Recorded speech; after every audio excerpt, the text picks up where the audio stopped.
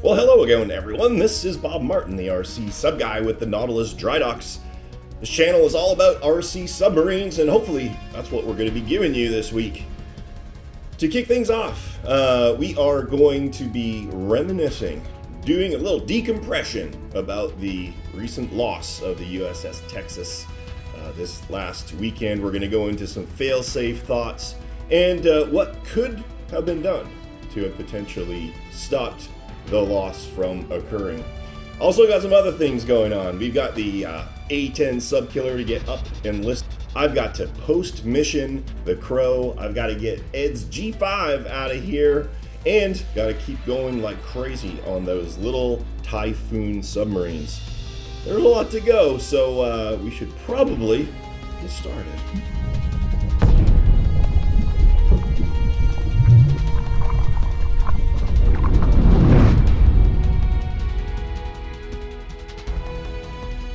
All right, let's talk about the Crow here a little bit. Had that out at the pond on Saturday. Performed absolutely flawlessly. Was a huge hit out there. Fortunately, with boats, RC boats, there's not a lot of post-mission other than checking for leaks and making sure that the batteries are fully charged. In this particular case, one small repair to make. These ladders are super fragile. They always break off there, so I've got to fix that. And actually, you know, these batteries probably don't even need to be charged. I'll double check them. I only ran the Crow for maybe 20 minutes or something like that, and this is 20 amps of power, and it only draws like a small amount of juice, so it's probably fine, but I'll check it, and if we need to, we'll charge it up. Double checked my smoker and refilled it. It's all good to go. Crow's done. Gotta haul that back to its spot in my shop. Ed's G5, which you guys have seen come through the shop before, it had a slight problem with one of the propulsive devices on the back here. These are prototype props that Ed dreamed up, racing props, because he was thinking he wanted to get this thing going at about warp 18.3. But the torquage from these gigantic motors just blew the blades right off of one of the props. Again, these are just prototypes. He has all the files, and if these worked, he was going to get them done up in nylon. Ed was gonna sell this to fund another project that he had, and when we were there, we found a buyer for him there. That buyer doesn't want this thing to get up on plane. He wants it more scale in appearance. These boats kind of plowed through the water quickly. They didn't like get up and boom, boom, boom, boom, boom. So we're gonna try and source some nice 3-bladed brass props for this, and that should be super easy to do. And that done, put a new radio in it, and we're off to the horse races. A10 needs to get a video, an overview video done. I'm going to get that up and listed here today. Such a freaking cool boat. I loved how that thing looked, and it performed so well. If you haven't had a chance, check out last week's video. Got some really awesome footage. And that the listing video for this is going to go up as well with just a little overview of it. So that's super cool. And in terms of Typhoon, going to keep working away at the internal components in here. You can see I got my motors installed and my new bulkhead, and yeah, we're ready for like receiver installation and starting to get all of the linkages done. Enough talking. Let's get to working. So before we delve into what I've been doing over here, just a refresher. This is one of two 38-inch Typhoons that have been commissioned to build. This is all custom stuff, and I took this on under duress because custom work takes about 8 times longer, as we know, because this is the second iteration of a watertight box that I built for this. But we're trundling right along. This is going to be modeled as Red October, and you can see I've modeled in some little ports in the back for the magneto-hydrodynamic propulsion. That will also be fully functional, and that's the pump that'll power that. But I've been working this morning on tidying up this rat's nest of wires and getting the receiver installed. So right now, all of the electronic speed controllers are wired in. I just got to connect the powers together. We got a remote switch in here. Motors have been connected and tested. They are contra-rotating in there, which actually, I don't know why I bothered worrying about that, because I could have just switched it in the transmitter. But at any rate, we're ready now for connection of wire, power, and linkages.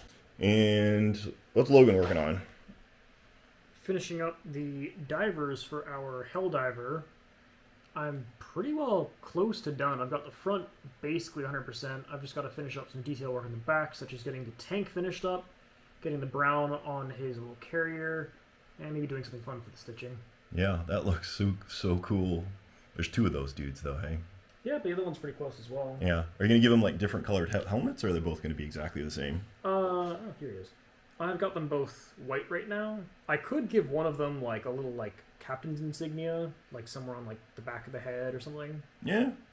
Yeah, we should make them slightly different, so they're not just, like, clones.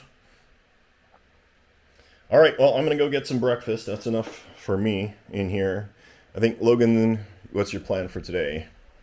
Wait until it gets a little bit brighter out, because the sun is only just now coming up. But I've got a ton of stuff that I need to hit with paint. I've got the other side of the torpedoes over there. I've got some stuff to do with the drills back there. And I've got some stuff to do with the tires back over on this side. But once I get paint on all of those, I need to let those dry. And I'm going to move back over to the salon, which I also need to hit the outside with paint. Yeah. So quite a bit of what I'm doing today is just painting something, and then while it's drying, I move on to something else to hit with paint. Yeah. And I keep forgetting, like, for people who are just jumping in here, they might be like, what the hell is a Helldiver? What are you doing? So these parts here are for our next iteration of our next Thunder Tiger. We have 2 upstairs and 2 more coming. I'll have 4 of them. And this one was a commission piece for a wheelhouse and salon, just standalone display models. And the wheelhouse is finished. Yeah, beautiful. Super cool. All right, well, let's let him to it. Let's go grab some breakfast, get this day started. All right, it's 9 o'clock in the morning. I'm taking a coffee break. I'm not skimping out on my other business, but wanted to give you a quick update on a couple of things. First off, everybody's asking. Double first off, thank you to everybody for your support with this whole lost submarine scenario. I've been getting emails of support, lots of advice, and a couple of people have actually made a cash donation to go towards searching for it and or compensating the reward for finding it. So, like, wow, thank you guys. That's insane. It's very, very appreciated. Second off, let's take a quick look at Typhoon before we get over here. I spent just a couple minutes this morning starting to work on the linkages. I literally had 28 minutes before my workout, but the room in there is so tight in this tiny scale. There was no choice but to bump out the bottom. But you'll never know. You'll never know unless you climb underneath the boat. So that is going to work out pretty well, I think. So this is going to be our World War I fighter. And this is the Thunder Tiger I got out of the UK. And Logan's taking it apart. What are your thoughts? This thing is super nice. It's incredibly new and very well taken care of. It came with the battery charger. It came with the camera. Has the UK adapter. But so far, every part appears to be pretty well untouched. Brand new. Like this canopy is crystal clear. Like it's not even bumped or scratched or anything. So hoping this is going to be a lot better than the last one. Is there a radio that came with it? Oh yeah, there is a radio that came with it. Oh, there you go. Yeah, look at the servos on the back of that. That's... Oh man, all upgraded servo horns, metal as opposed to the plastic ones. This is going to be a good one, boys and girls. I can tell. It's so shiny and new. So Logan's going to strip the stickers. I'm going to test that unit And then we will be getting on the cosmetic upgradedness. Logan finished up our little divers. We got 2 of them. Look how cool those turned out. We got the red dude and the blue dude. I guess one's a driver and one's a gunner. That's the way it's gonna work out. And the last thing is we got an update on what we're gonna be doing to try and find the USS Texas. I just spent over $1,000 on a new high-resolution side scan sonar fish finder and a small inflatable raft. Tomorrow morning, if things go well, Logan and I are going to jump in the car, head out to the pond, jump in the water, and see what, if anything, we can see. Am I hopeful? Yes. Do I think we're going to find it? No. There's a lot of weeds in there and a lot of stuff could happen, but you never know, and we're not going to give up until we at least try. All right, it's Wednesday morning. I'd originally taken this morning off, and I still have taken this morning off to go out there, but change of plans. I didn't sleep very good. I was thinking about this all night. We need to do a little more researches on the fish finder, because apparently there's different frequencies that'll work better at different depths. And there's ways to select that, and apparently there's also an auto mode, which I don't know how to do. So I gotta read through the manual more and figure that out. The other thing I want to do is get our extra pool net and rig that up so that we can use that to stake ourselves when we if we find something. And the other thing I remembered, why didn't you guys remember this? You should have remembered this. I own an ROV, a tethered ROV with high definition camera, floodlights, and a grappler arm. This is what happens when you panic in these situations. So we're gonna go today, rather than going out to the pond. We're just gonna take our time, do things properly. We're gonna go out to storage, grab that thing, charge it up, get in the pool, make sure it's functional, pair it to our phone, do all the doage stuff that we need to do, and we'll be good to go. The other thing that Logan's going to work on here this morning, got those little green thrusters that we put in our sharks.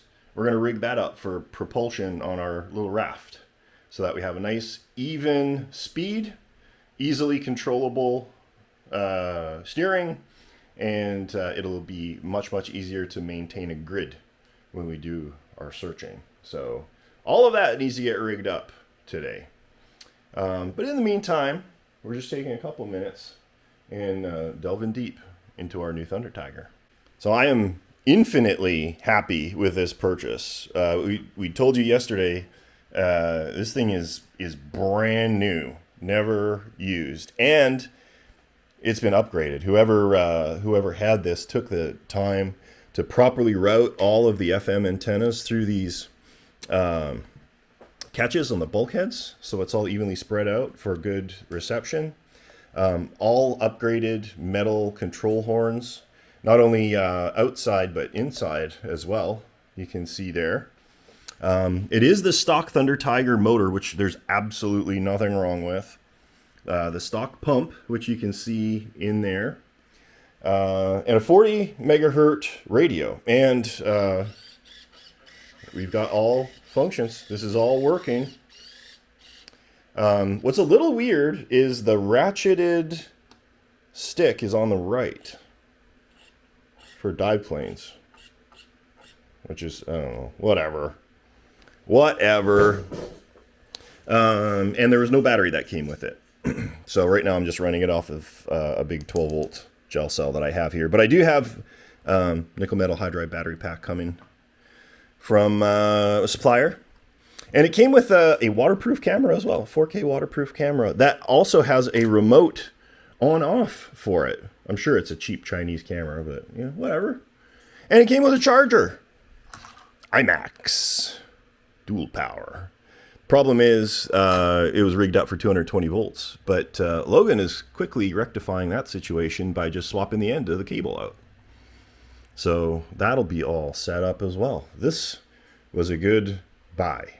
I'm very happy with this one.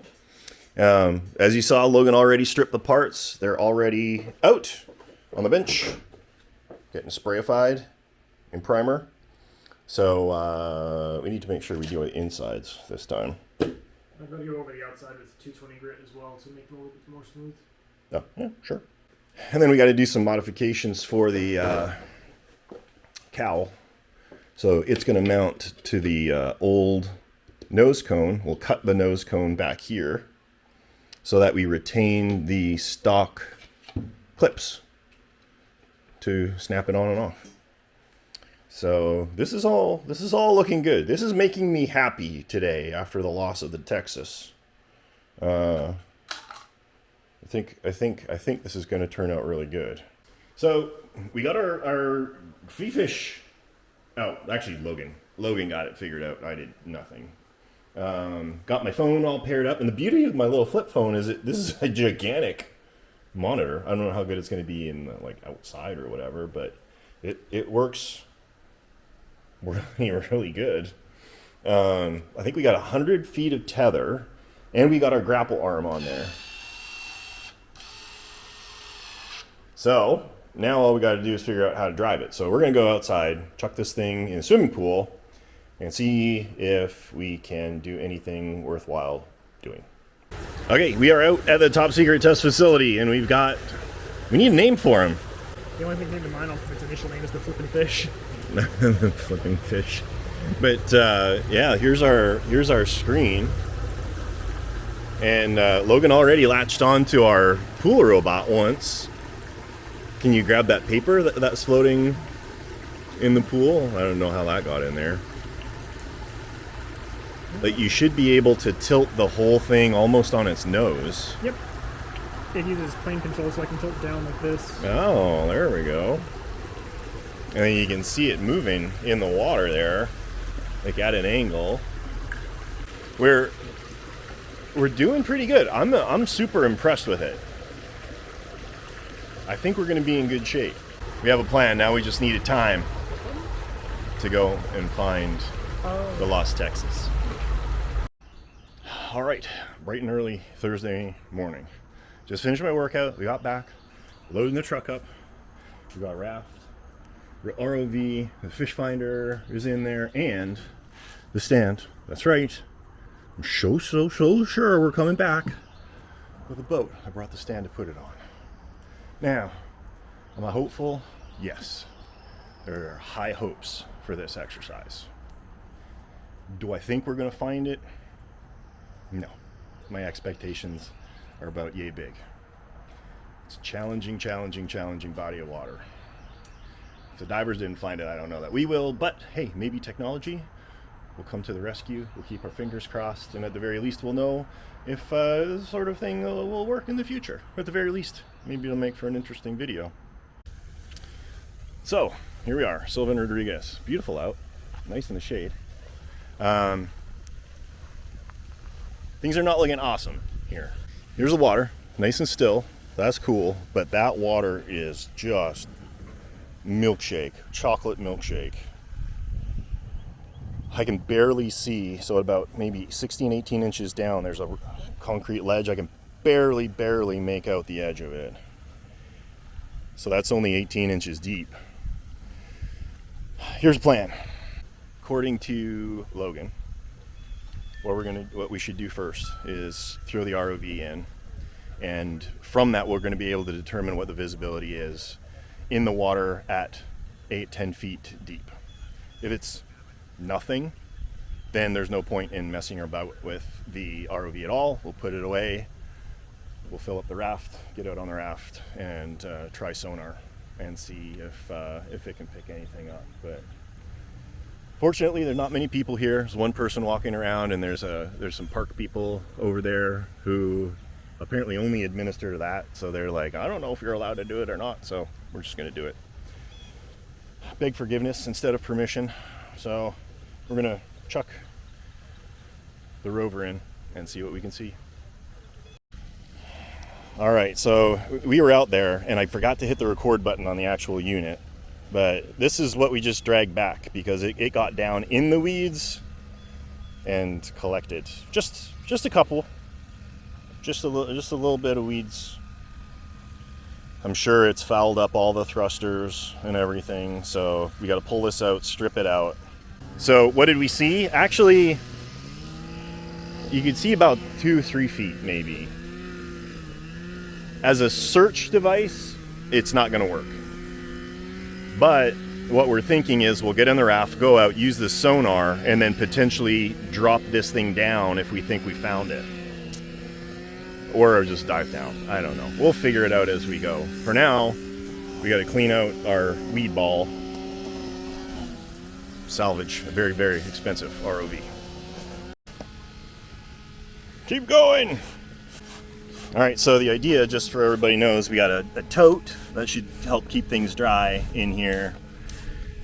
It's going to hold the batteries, the fish finder, our cameras, and all that stuff. Worst case scenario, maybe if we go over, this will float. We got our thruster rigged up here. So, yeah, once we get the raft blown up. Oh yeah, it's coming along. We're almost done. Sorry. It's okay. The good ship salvage is on our way. And the sonar is actually working pretty good. I think. This is what we got going on. Catching little fish and stuff. And the side scan is actually showing the bottom and the weeds. This might actually work. All right, update, everyone. We saw a blip on the radar, sonar. Staked it out with my old pool skimmer net thing. Oh, thank you. That's awesome. But for just a random blip, there was no smoking gun. There wasn't a giant submarine shaped thing. It was something on the bottom that was like a lump. I don't know. But we sent the ROV down there, and it is absolutely and utterly useless. We'll splice in some video. You guys can see it's just useless. So what we've decided to do is do our grid and just look for a smoking gun signal. You know, like a holy crap, there's a gigantic tube thing underneath our boat. The mask ended up staying at the house, despite our best efforts to make a list. And by our, I'm going to say, yeah. Remember the The mask you just forgot to put in the car. Yeah, that thruster works awesome, by the way. All right, we're going to retrieve our stick, do our grid, look for the magic, and then if so, dive down blind. That should be exciting. Water's about 8 feet deep, is what the fish majigger's saying. 6 feet right here. Here, guys, watch with me. Let's figure this out. Lots of little fish. Side scan, I don't know. But the clear view, that's like super cool. But we're looking for something. I don't think the submarine would be on the bottom. Well, maybe it would if it sunk. Originally, it wouldn't have been, though, because it was positively buoyant. If it got snagged on weeds, it would be hovering. Hopefully, it's stuck in the water, vertically. All right. Post-mission brief. The recovery of the USS Texas was a failure. The water clarity is definitely worse today than it was on Saturday. We've got a lot of thunderstorms and stuff here, so I'd imagine there's just all sorts of silt washing in to the water. You'll see from the drone footage, once we got down to 9 feet deep, we only had 8 inches of visibility. It was bad. It was really bad. Sonar actually picked up a bunch of stuff, but the problem is there was no way for us to get down there to check it out. We did, in hindsight, have the mask, but in hindsight, neither of us are strong enough swimmers to spend extended periods of time submerged, rooting through weeds and stuff like that. And because there's so much weeds, it would kill me if someone it would literally kill me to get snagged, in those 4-foot weeds. And it would just be a bad day for everybody. So we called it. Eventually the water clarity is going to come back. It actually does get really nice and clear, but usually in the fall and spring. I still have a reward out for local divers and stuff if they want to come out and take a look for it. But for now, I am just going to consider it lost. Get back with a customer who's being awesome, by the way. He's like, don't send me money back. Let's talk about it. I want another boat. We'll figure something out. So there you go. I'll just be out all that time and money plus the money for a new boat. That's fine. That's the way it goes. The wonderful world of RC submarines. Our raft was epic.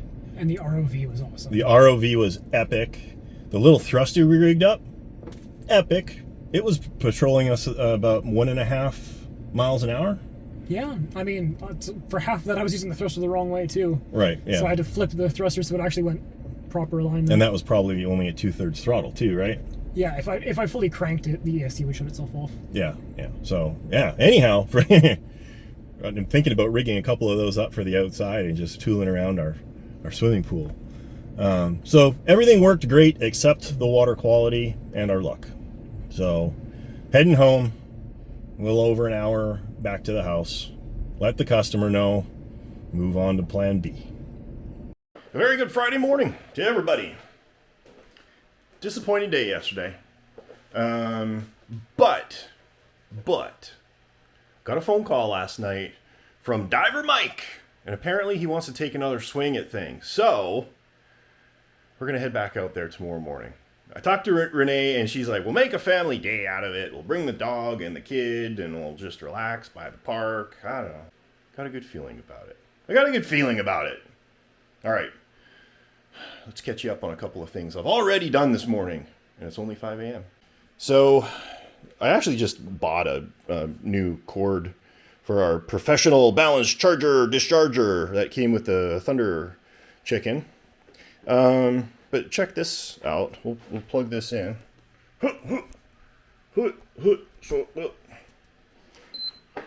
Powering up. Reverse polarity. There's nothing plugged into it. You usually get this error when you hook the positive up to the negative and the negative up to the positive. And it's not the actual octopus. It's like there's nothing plugged into it. What is wrong with you? Anybody got any ideas? What's up with this? It's completely foobar and messed up, and that's probably why he was getting rid of it. Not a big deal. I don't think it's an expensive charger, but it's fine. It's fine. So this Thunder Tiger is waiting on batteries. That's all we need to do in order to button this back up and drop it in the top secret test facility. Man, I would like to get some paint on that body. Maybe I'll do that this morning. Logan always gets to do the fun part, and I get the crappy, picky electrical stuff. Couple more minutes spent on the Typhoon. So I cut the support tabs from the inside here. They were really not useful, and what I would have had to have done is mounted the props inside and then try and align like these pins and stuff. So I found some brass three-bladed props. I'm not worried about these because these are all going to be in the shroud. You're never going to see them. And for those of you who don't know, these are more like power props. Everybody's like, oh, I want to upgrade to the Scimitar props. Scimitar props are not designed for efficiency. Surprise. They're designed to be very, very quiet. Be very, very quiet. So these props will actually give superior performance to like a scale Scimitar prop, though if you get your nose way down in there and look in, people might say, oh, it's not a Scimitar. I don't care. These are drilled out for 1/8 inch shaft, and what we're going to be doing is mounting our oilite bushings inside the stern of the boat there, and then mounting the props, and they'll just be sticking out the back before we put the stern on.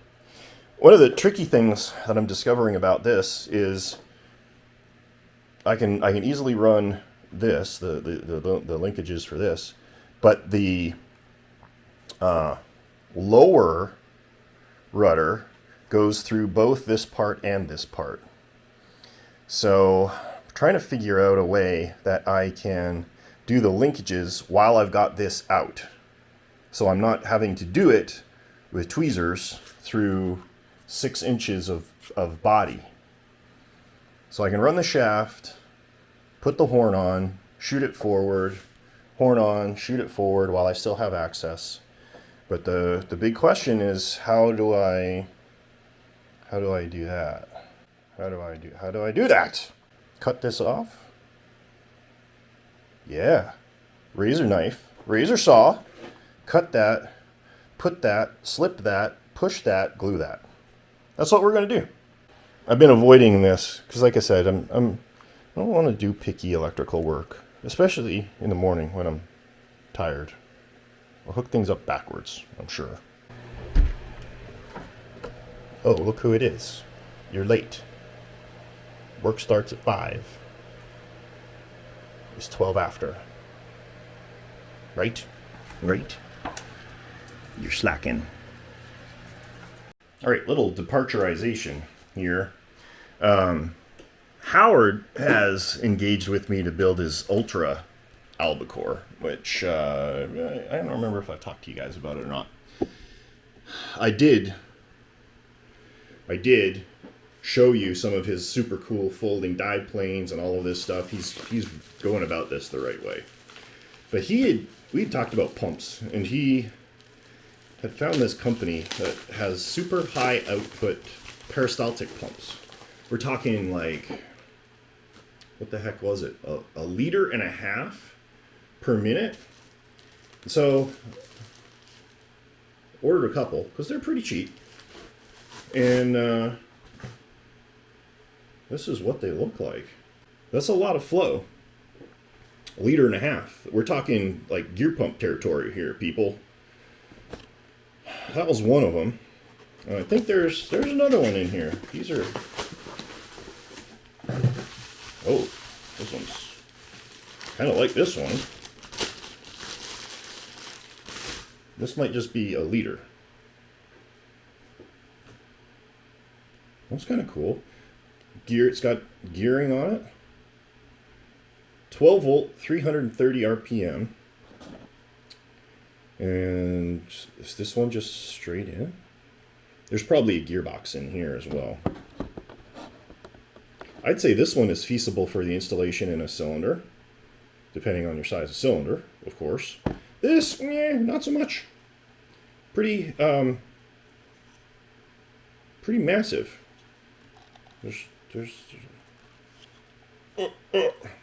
Yeah.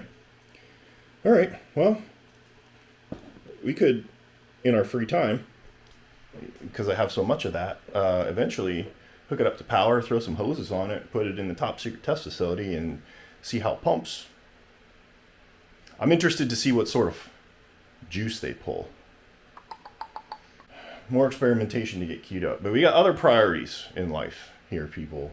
I gotta get these Typhoons done, and that Thunder Tiger done, and all these drills done. And let me get back to work. We're just gonna put a little pin in these, but they're cool. They're cool.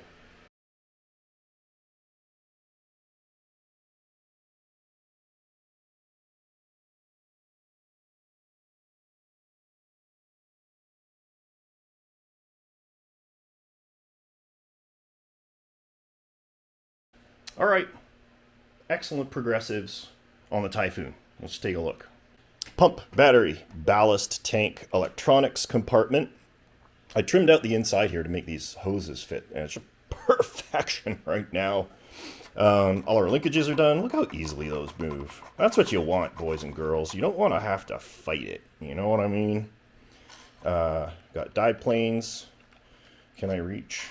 Can I reach? Oh, my lower rudder. Oh. It's stuck on the table, but there you go. Here's what this looks like. You already seen that. And here are our props. Now, what I elected to do was use some of this silicone hose as a universal joint. Reason being You ain't never, ever, in 1 quadrillion years gonna get an Allen wrench in there if we actually used a universal joint. So this is going to allow potential removal, upgrade, maintenance, whatever you want. And once this is in place, we can do the same thing. We can use a silicone hose sleeve, and it'll become our coupler. The neat thing about using the hose over universal joint is it's not a solid connection. So if you do ever snag a prop, you got a little bit of twisty in there, a little bit of twist. We're trundling right along. This is getting close. No, it's not. It's not even remotely close. The second one, by the way, I have thoughts on. We may be piloting an entirely new mentality of RC submarine construction. Ed Tortle and I talked about this on the way to the pond the other day. I have thoughts, and this is going to be the perfect solution to try it. All right, kiddies, it's Saturday morning, and we're going back to the pond today. Diver should be there around 8:30. We're going to leave here about 7:30, and we're going to take another stab at this. Not going to bring the ROV. We got a diver for that kind of stuff. But we are going to bring the fish finder because it was doing interesting things. We're going to do some other stuff here as well. Right now, we're upgrading our thruster for our raft so we don't have to like hold it like this in order for it to use it. I just printed a little handle that's going to get bolted on like that so we can drive around like this. Once that's all done, I got the batteries for everything charging up, so that'll all be good. Then we're going to get onto this, and we're going to talk about this in just a minute. All right, handle done. This is going to be a lot better. Promised we were going to talk about this whole thing. The water conditions at the pond are about as bad as it can get. Lots of weeds, you know, chocolate milk water. So got to thinking, the two of the most common fail-safes available are flashing lights or high-powered LED lights and a piezo, a speaker, a beeper. Now, when you put a beeper in the water, there's no way for the human ear to determine direction because the propagation of sound waves through the water is so fast. Our poor little human brains can't triangulate with our left and right ears. But what it can do is determine relative volume. So the idea is if you have something screaming under the water, you roam around under there waiting for it to get louder, louder, louder, and then it starts getting quieter, quieter. You know, you passed it, go back, turn directions, etc., etc. To that end, we got a couple things we're going to try. We're going to see just how effective this would have been in the case of the USS Texas. Picked up some of these things. The first thing that we're going to be trying, high output, flashing, white LED, 5mm diameter.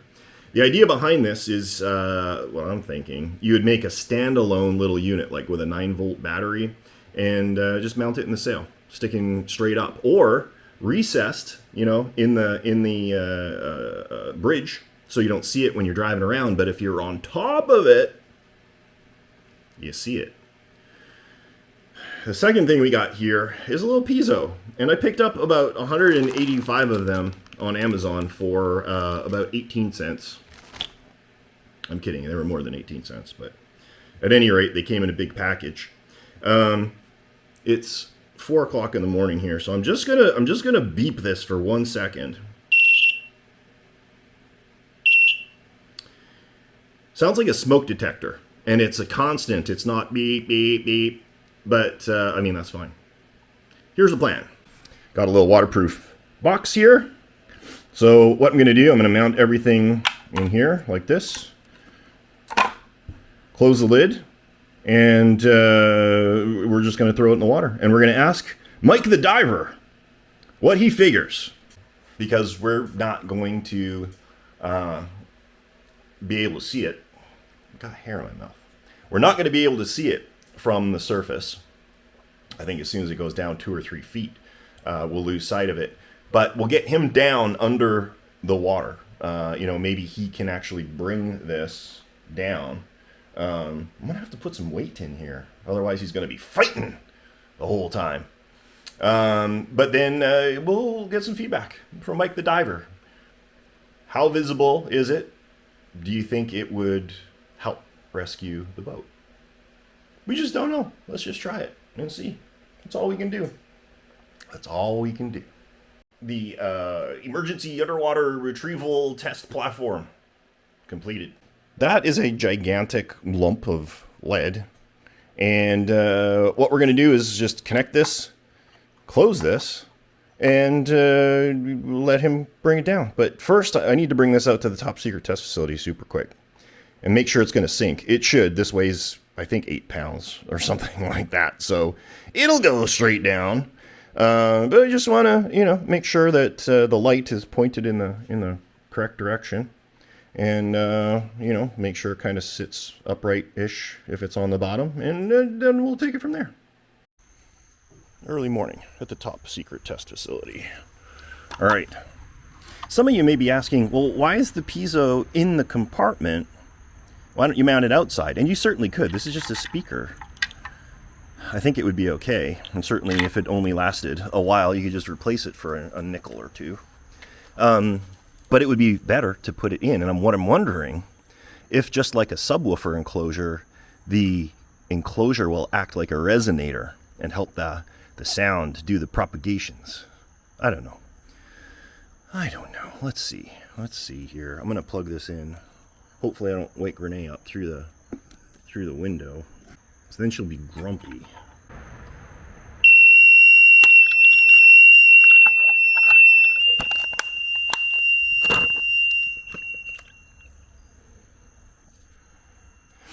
I can hear that thing from out here. It's definitely, oh yeah. Wow. Well, that's bright. I mean, you won't miss it in a perfectly clear swimming pool. Right? Okay. It works. Hopefully it's not leaking. Even if it is, I don't care. It can flood out for all I care. Just for the sake of this testing, it'll be perfectly fine. Let's go back inside. All right, well, I think I'm done in the shop here this morning. I got a bunch of correspondence today, and I think I'm going to need to break down and buy a new printer. I may have worn my Bamboo out. It's got about 2,500 hours on it of print time. And I'm sure I could fix it, given the parts and the time and all of that stuff, but I kind of want the bigger one, the H2 or whatever it's called. I got to look and see. If it's crazy expensive, I'll have to get another carbon, in which case I'll have a parts machine, which would be kind of cool. But the bearings are popping out, and the power board inside is messed up. It's not feeding power to the cooling fan properly. I replaced the cooling fan. That's not it. So I'm just going to see. But before I clear out, let's take a look at the Helldiver. Wings are attached. Gloss blue paint. What's going to end up happening, this is the top here. The bottom is going to be light blue in a sprayed, gradient sort of pattern.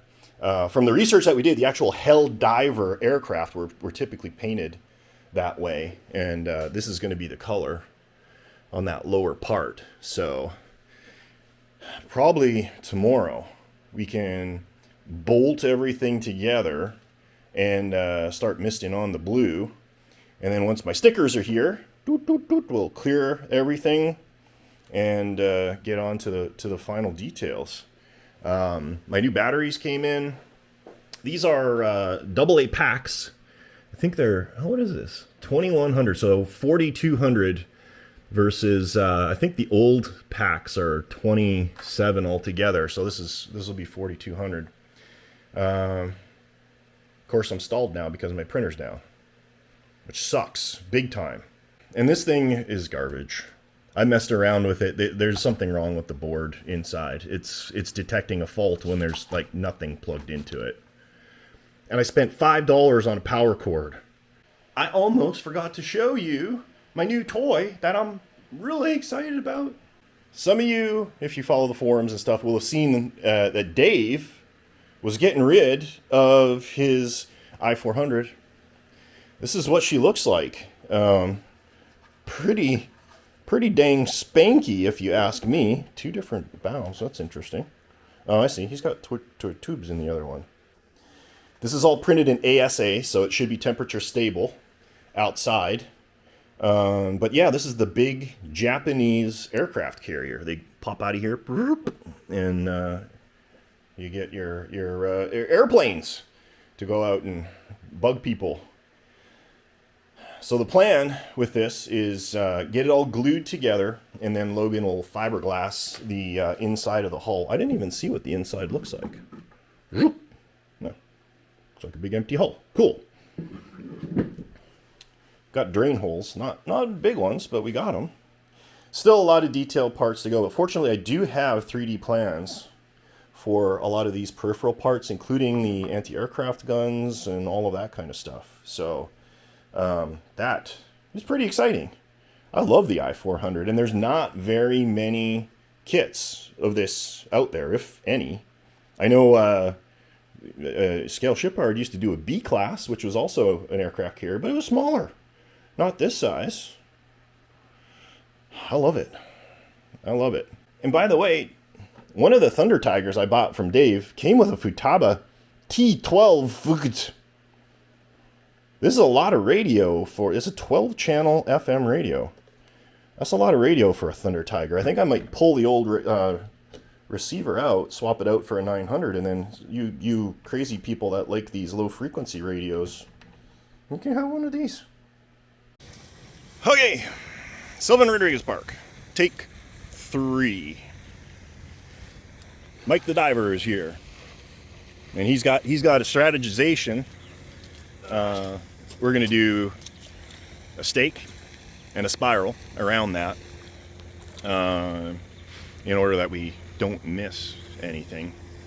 So we're gonna set up. We're gonna use the fish finder first. We're gonna do a quick grid, look for blips. Mike's gonna swim out, check down underneath, and see what it is we're picking up. We'll get a much better idea about where it's positioned in relation to the boat, and what kind of things we're picking up. Failing that, we'll do the stake, we'll do the spiral, and we'll be ready to go. And we gave him the plan on our recovery box, and we're gonna give that a shot as well. So the whole team is here today.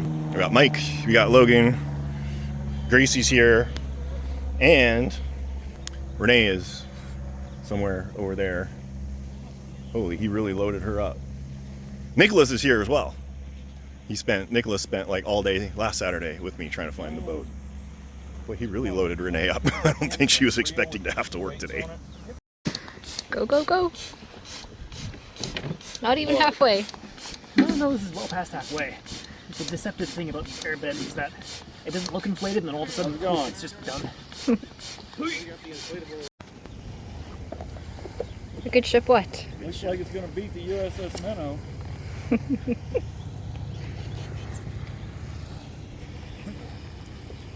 You ready to go salvaging? Yeah. A good day out, so either way, it'll be nice to just hang out on a raft.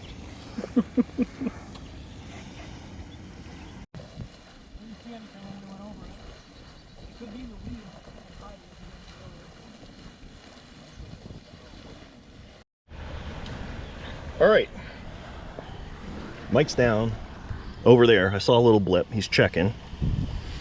But what we did, he brought a big chunk of 10-foot PVC, like 2-inch diameter or something like that. Put it down just to see if the fish finder would pick it up, and check that out. You can tell it's like kind of resting on the weeds. It's making me kind of hopeful.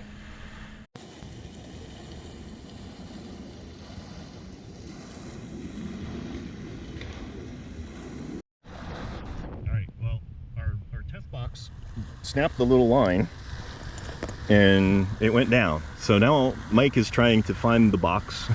This is going to be a real test. I guess based on the sound. We have bubbles.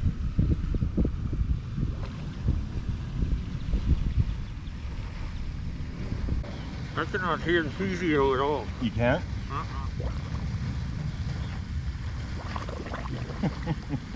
Where did you drop it?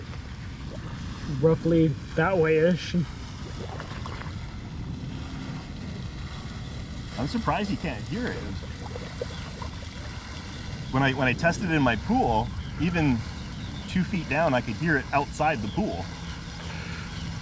Either I'm not close enough, or the grass is cutting down the sound. Could be. So, this is about where we think we dropped it? We've drifted a little bit. I thought it was further that way. Okay.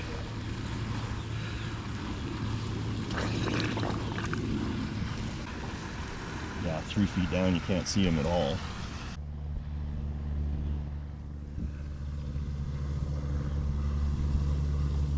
I thought it was more like in this area. We don't need to spend a lot of time finding it. It was literally $15 worth of stuff. So we're trundling right along. Renee's holding Nicholas's leash. His strategy. We hear there's hardly any alligators. You can see how the water moves around this little thruster. Up. Logan's on rudder duty back there. This would have been a very laborious process if we had to paddle. All right, up out of the water. Don't know. I don't know. She doesn't know. She's documenting the whole process. Didn't see anything when we went over it. It could be in the weeds and hiding, as you mentioned earlier. Yeah. And Mike's over there. You see that little white chunk of PVC? That's hammered into the ground, and he's doing concentric circles around it. I don't know. We have a strategy. It's just what it is. We just don't know. Most of the force is still in line.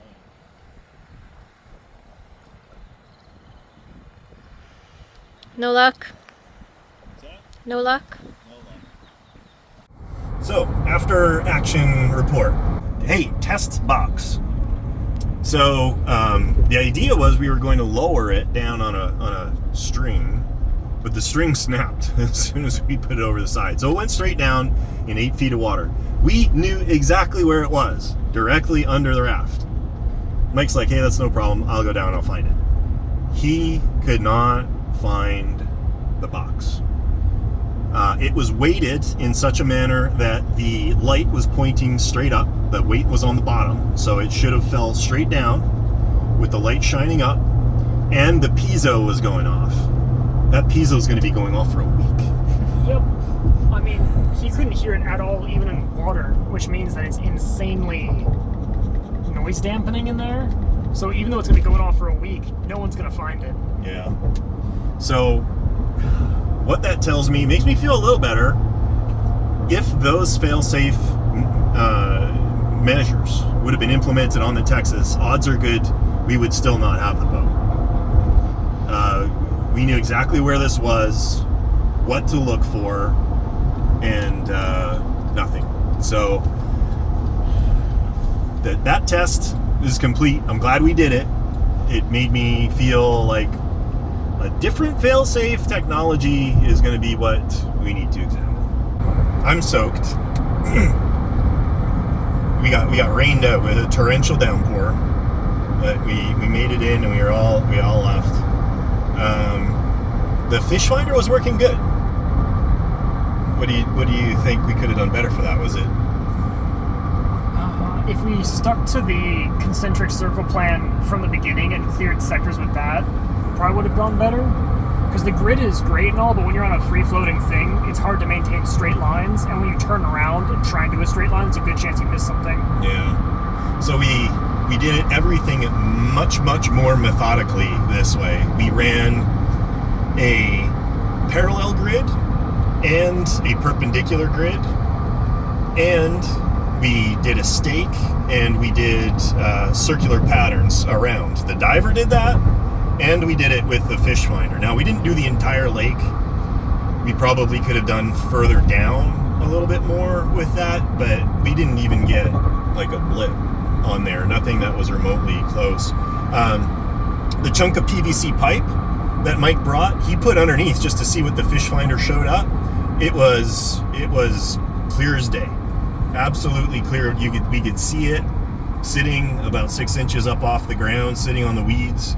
It was beautiful. I am 100% certain if we were to drive over that boat, it would go off like a firework. So we just didn't. We did not pass over it.